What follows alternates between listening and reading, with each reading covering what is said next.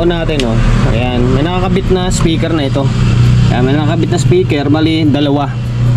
Ngayon, yung cellphone natin is gumagana yan. Bangga nyo. Ayan, oh. Nagtitrip yung relay, namamatay. Ngayon, bawasan natin yung low. Bawasan natin yung low. Volume natin.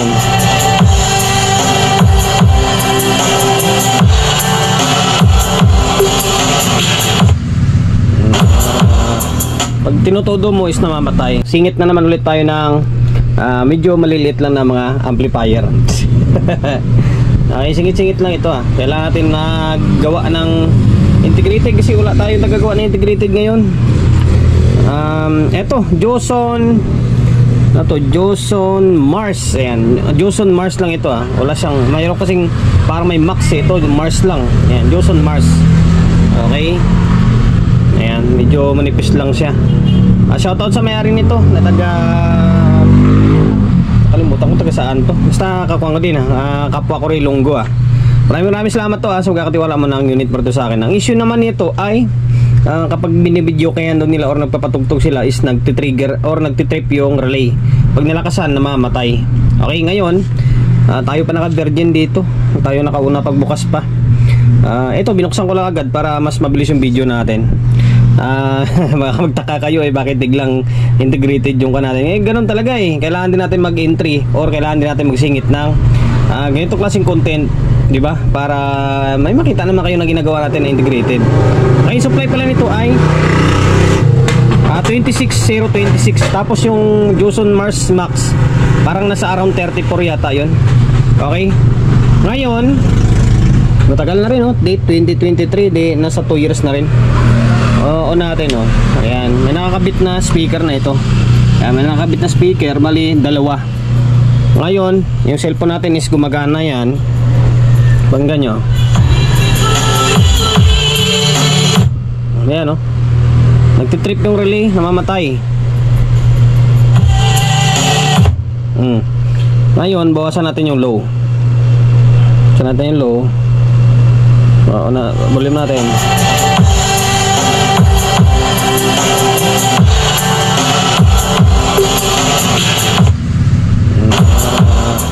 Pag tinutodo mo is namamatay. Ngayon, linisan muna natin to. Tapos sa amplifier naman parang wala namang kalawang minsan tinitingnan ko na ang gulo dyan is yung makakontrol. Maring nakakontrol, kaya nagkaganon siya.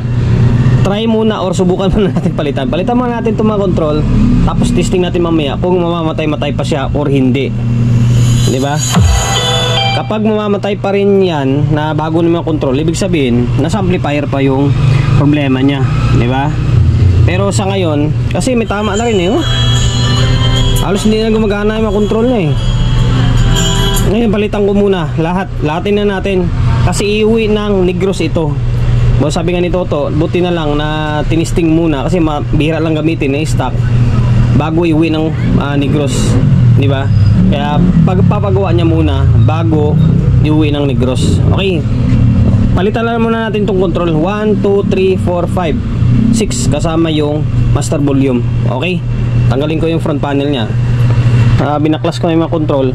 Ito yung may-ari yung nag-aantay Okay, palitan natin. Sana may control kasi nawala ako sa rhythm ko kasi may customer.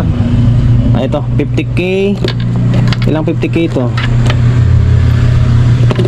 Tatlong stereo, tatlong 50k tapos dalawang mono. Okay, palitan natin. Palitan ko lang. Papalit natin ito is medyo mahaba yung shafting. Okay lang naman, medyo haba lang siya na konti lang naman. Kaysa mag-grind tayo masira pa yung carbon nya. Palitan natin ko na ng control to. Dalawang 10k. Tapos 10k yung mono nya. And 10k to. 10k yung mono. Tapos tatlong 50k. Ayan, medyo mahaba lang na konti. Okay, ngayon try kong ibalik to. Tapos testing natin. Kanina pa nagantay sa bossing. Nahirapan ako. Tagal ko bago nakuha. Sa totoo lang, ganito klaseng sira, mahirap siya hanapin or mahirap siya i-trace. Hindi baling mag-repair ka na may makita kang sunog or kalawang totaling putol. mas madali pa hanapin nyo kaysa ganito na yung buo siya gumagana, pero pag nilakasan mo is nawawala, ang hirap niya yung trouble. Kalahin mo nagpalit na ako lahat dito nagpalit na ako lahat dito. Pagdiskitahan ko pa nga itong mix, yung equalizer niya and then ito na, nagbaklas na ako ng board, tapos in-troubleshoot ko. Ito yung problema isang nakita ko 4148 to, papunta doon sa relay niya. Okay, ito nilaltang ko to 4148. Ngayon ang channel na yung namamatay-matay or nagtitrip is yung channel na dito. Ito anong channel ba ito? Saan ba yan? Right channel. Okay, right channel. Tapos yung input niyan nasa baba. Yung sa taas na input, tapos dito sa may left na speaker, working siya, good. Ngayon, pinalitan ko na yung 4148 na yun, sa tabi ng, baka sakali may counter nyo. Ito sa may katabi ng capacitor, 4148 yan, pinalitan ko na. Ngayon, ito mo yung labasan.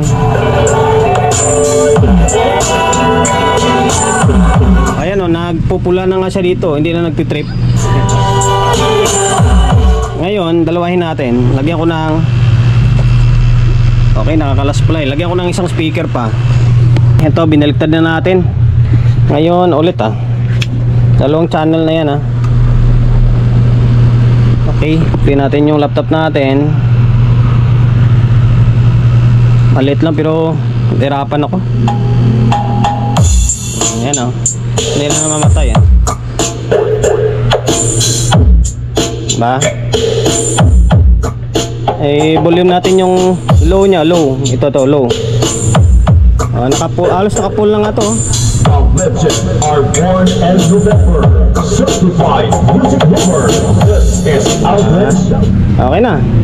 Ngayon ibabalik ko yung mga control. Mga control niya actually may problema na rin naman talaga Saktong recondition lang to para bago iuwi ni bossing. Condition na bago iuwi na sa may Negros Okay, ito lang yung 4148 dito sa may relay section banda. Okay, balik ko tong board para matapos na yung video natin. Naibalik ko na yung mga board, naibalik ko na yung dito, naibalik ko na yung amplifier. Tapos reklamo pa ni bossing ay mic ko kaya patay-patay man ang mic. Testing sound, wala volume, yun na to na sound, check, mic testing. Mas kondisyon tayong tunog yan. Sound, high, low, master volume, sound check, sound check, mic testing. Okay na. Ngayon, audio ulit para final na to.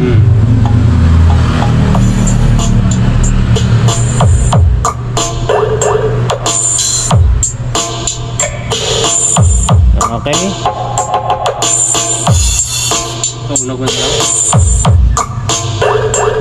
Wala na, okay na, hindi na namamatay. Born and November. Certified music lover. This is Outlet Shop. Okay, hanggang dito na lang. Maka-operate pa tayo dyan. Yun lang, bago lahat ng control na to, balik condition na to.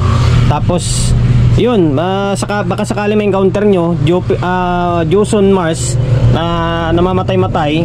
Ngayon lang, yung switching diode 4148 baka sakaling makatulong sa inyo. Okay? Ayan si bossing pauwi na. Nagantay isang oras. Okay, hanggang dito na lang. Hindi na tayo magpapaalam